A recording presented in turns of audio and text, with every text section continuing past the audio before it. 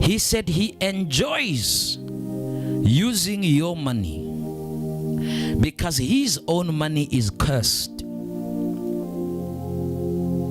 His own money is cursed. So every time he's around you, he asks you for money because he enjoys spending your money. No matter how little yours is, but his own is cursed. And you know how I knew it? He tried to set me up. So what he did, when he realized that whatever that he might have been trying to do and attempting to do, whatever that it might be, it's not working. You know what did he do? Without even me knowing, he went out and he went to book me a flight ticket. So I'm just seated in the lounge and I don't know what's happening. And even book me a cheaper flight ticket than the ticket that I used to get there. And he booked me this flight ticket, and then he comes to me and he tells me, tomorrow morning you are going at 6 a.m. I say, hey, I'm going where? Didn't you say that we needed to do that and to do this? He said, no. Me and my wife are leaving tomorrow.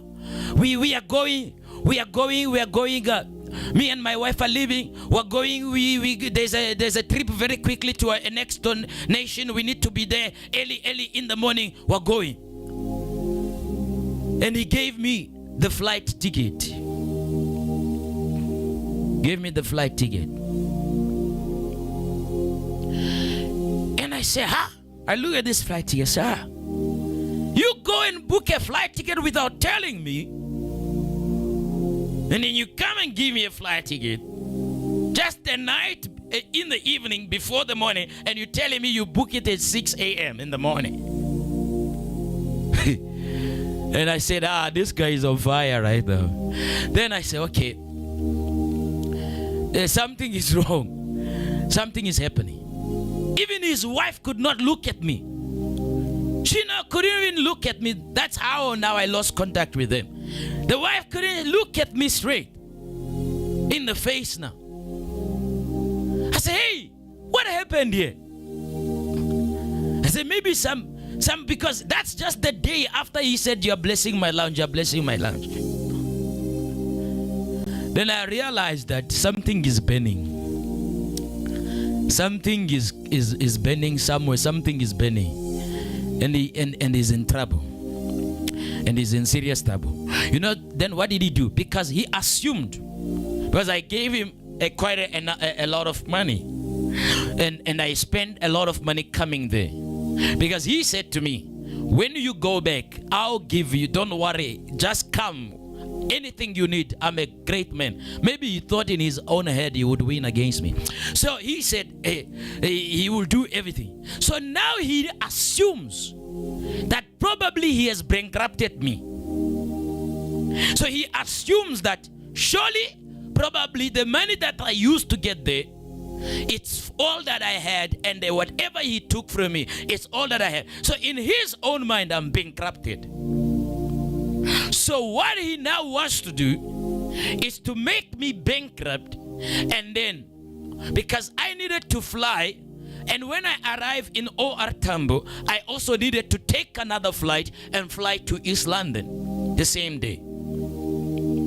So he assumed that probably I'll arrive in South Africa and I'll be stranded. And I'll be stranded and I'll be angry and bitter and angry and bitter and angry and bitter. And you know what? I said, okay, no problem. I took the flight ticket. I said, in the morning, they drove me to the airport. You know that they didn't even step inside of the airport to enter with me. They dropped me at the entrance of the drop-off. And they said, we can't even stay inside with you. We are running because we are rushing. We must go to the doctor. We also got a doctor's appointment. We're rushing. We have to go to the doctor.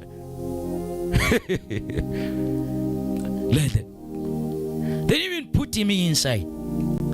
Then I said, oh, no problem. They left. I took the flight. When I arrived in OR Tambo and I checked my phone, it was around past 2 to past 3, around there, 3 p.m.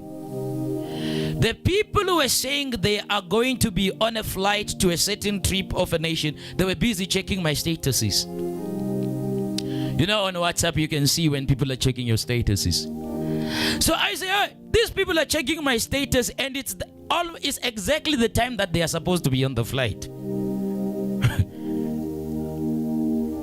And they are busy checking my statuses. And I knew, of course, the flight they were using didn't have a Wi-Fi. I knew it. So I say, nobody is in the flight who's busy WhatsApping like this. Then I just laughed. I just laughed. And then I remember I called one friend of mine, and I called him and I said, can you pick me up? He picked me up. And I decided that I would stay a little bit in Johannesburg before I go to East London. And then when he realized that there was a number of people to come and meet me at the airport to take me, because I posted it on my status, because I was trying to also be spicy. You know, sometimes you gotta be spicy a little. So I posted it on my status, the number of people were coming to fetch me in the airport. And then when he saw it, he now commented and he said to me, oh man, you are so great. You're a great man of God. You're a great man of God. And all that. Then I said, oh, thank you, man of God. Thank you, Prof. Thank you. Mission failed. Mission failed. Mission failed. And then I asked the Spirit of God, and I said to God, why is this guy, why did he do this? I always help him. I always did these things for him. I've never taken even a cent from him before. So why is this guy doing this? And then God said to me, he was sent. He was on an assignment. He was on an assignment. Whoever promised him, whatever they promised him, that if they could win, he would have won a big win. So now what he was doing, the last thing he tried to do, is to bring an offense in your heart. And then when you are offended, he will be on a shrine somewhere. He will be on a calabash somewhere while you are offended, and they will try to strike you with a spell when you are offended, because offense is an energy that attracts evil. When you are offended in your heart and bitter, that why didn't you do this, why didn't you do that, then you'll be ready to strike you. And then unfortunately I don't get offended. Unfortunately I don't get bitter. So I was not bitter, I wasn't offended.